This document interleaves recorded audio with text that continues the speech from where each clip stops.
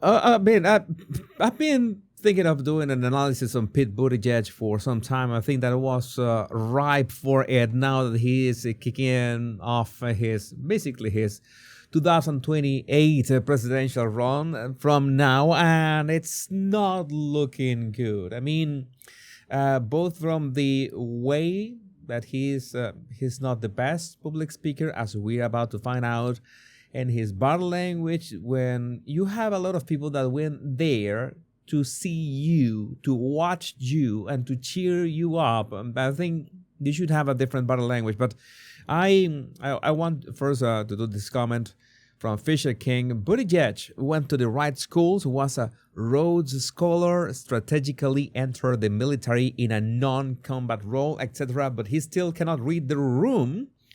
It doesn't matter that he's gay, adopted black children, supports bike lanes. He's a white guy in the Democrat Party. And yes, I should be making a video about David Hogg anytime soon. But right now, he's growing a beard. But when you begin to, well, let's watch the clip. Let's watch the clip, the pacing of the clip. First is the general posture, and this was my first observation on X when I saw this. The posture is really bad. Okay, he wants to walk around.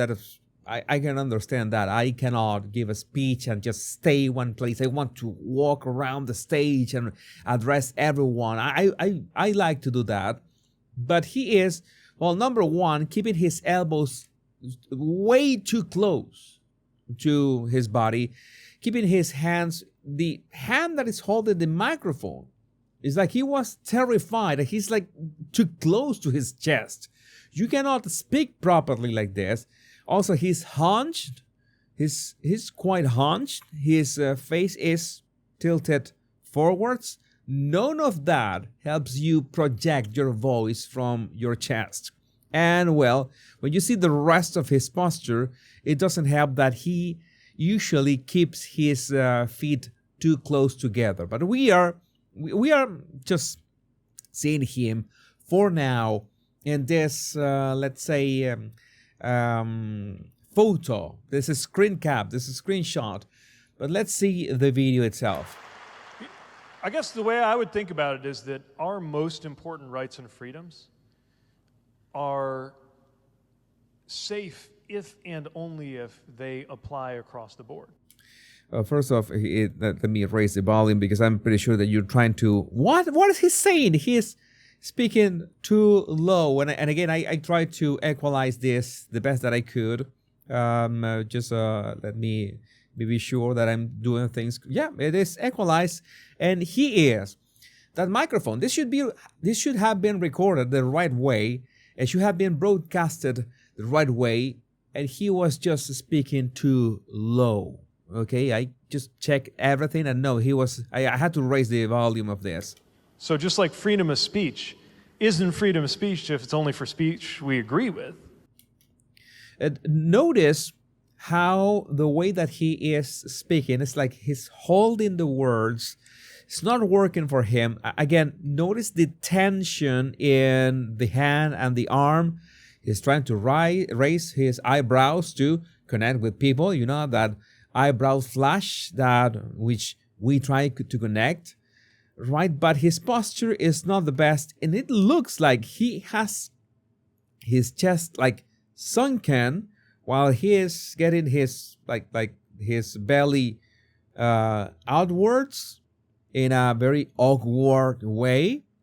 And again, look at how he's trying to look in one way with his face. His torso is more or less looking in that direction, but his feet are basically in a different direction and really, really, really stuck in one place. I mean, there's no harmony in here. There's no movement. There's a lot of tension in here. Look at his body. It's like his head, his body, and his feet are three different entities, and they want to do three different things. That's what I'm saying. It's why, because Voltaire said, I detest what you have to say, but I will defend to the death your right to say it, right? It is precisely with Look at this. Why is he speaking and he's lowering his head like this? It is the defeatist attitude. He's not gonna go anywhere with this. It's not gonna work. It's not gonna work in any. Of course, he can get some coaching.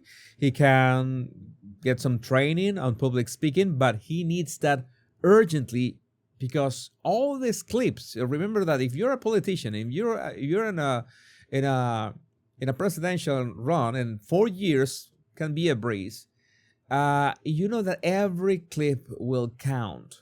Every single clip. This is the era of the internet. You cannot afford yourself to have lousy clips. You have to make every single one of them count. This is not it. Precisely with disagreeable speech that we prove that we really mean it when we say freedom of speech. Same thing with the rule of law. You know, they're saying like, oh, well, this guy, he's a criminal. Well, notice how I think that is he a lefty? Let me find out, because I noticed that he is wearing his watch on his right hand, and with his left hand, his arm and his hand are way more relaxed and way more confident when he holds the microphone in his left hand.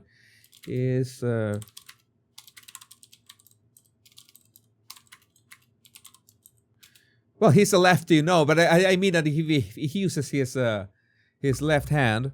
If he's left-handed, I guess, right. Well, the watch in his right hand was a nice tale. But again, it's something that usually you are more comfortable gesturing with your dominant hand. If I'm speaking, I'm right-handed. If I'm speaking, it's going to be more comfortable for me to gesture, to do illustrator gestures with my right hand. In his case, should be the opposite. Okay, you should be able to hold the microphone in a more confident way and have the right posture and not have your feet like they are stuck in one place, because that doesn't help with symmetry, equilibrium, dynamics, movement, everything. The whole point is that no one person, least of all, no one politician. Hey, finally he is getting a bit upright. It's to decide that you're a criminal. Who decides? We have a process. We have laws. That's what due process is. Okay, he wants to, be more emotional, more passionate about that, but he is stuck in one place. Of what use is having the ability to move around the stage if you don't move around the stage? And even you could say, oh yeah, Jesus, but the cameras are on this side, and if he's gonna be passionate, he has to look at this side of the scenario. Fair point, but he can move from side to side and emphasize some words, lower his voice a bit on some words. But when you lower your voice and you're using a mic, you have to make sure that the mic is pointed at your face. All right, this is important. All that is important, and he has not done his homework. He has not done his homework. You're not a criminal because the head of the government of the country you live in says you're a criminal. Well, those little jumps are not going to help. Why aren't you doing those tiny jumps? It is my question, but no, it is. He wants to emphasize, but what he's doing instead is doing tiny jumps that are getting him nowhere. No. Then, if that is the way it works, we are not a nation of laws. The whole Constitution points to a way of making sure that we give people that due process, that we count on that due process. And it can involve, for those who are involved in law enforcement and the judicial system here, it involves probable cause and a jury of your peers. I didn't go to law school. I'm not a lawyer. You shouldn't have to be to know that due process is afforded to everybody, because it is through that due process that our society can make decisions, including challenging decisions. Okay, he's got Okay, he's got a nice flow of ideas. I'm not saying that I agree with his ideas. I'm just taking a look at the way that he's saying those. The flow of ideas sounds okay-ish. The way that he is holding those words, no, that's not going to. AOC is way more expressive than that, even if what AOC says makes no sense. Well, sadly, in politics, it doesn't matter. It doesn't matter much what you say. It's much more important how you say it. And yes, if Pete wants a shot, being a white guy, no matter if he's gay, it doesn't matter in this scenario. The Democrats are going to double down on AOC and Jasmine Crockett. You know that, right?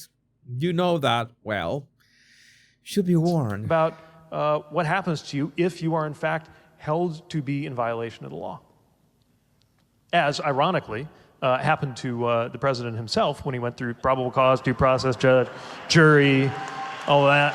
He got due process.